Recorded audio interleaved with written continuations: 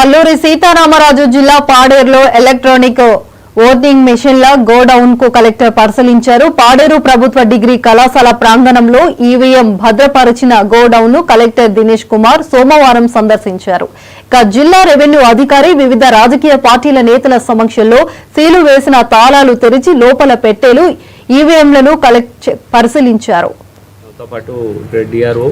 And election superintendent తో పాటు political parties ఆధ్వర్యంలో ఈ ఈవీఎం గోడౌన్స్ ఉంటున్న లాక్స్ అండ్ సీల్స్ ఓపెన్ చేయడం జరిగింది. దాని తర్వాత దాని లోపల ఉంటున్న boxes and other EVM items అన్ని కూడా సేఫ్గా ఉందా లేదా అని కూడా చెక్ చేయడం జరిగింది. ఈ గోడౌన్ ఇప్పుడు కూడా మనం ఒక డిగ్రీ కాలేజ్ బిల్డింగ్స్లో మనం పెట్టడం జరుగుతుంది. సో ఇది టెంపరీగా ప్రిపేర్ చేసిన బిల్డింగ్ కాకుండా ఇంకా ఒక పర్మనెంట్ బిల్డింగ్ కూడా ఇప్పుడు ఎలక్షన్ కమిషన్కి రాసేసి కొత్తగా శాంక్షన్ తీసుకోవాల్సిన కూడా నిర్ణయం తీసుకోవడం జరుగుతుంది. దాని తర్వాత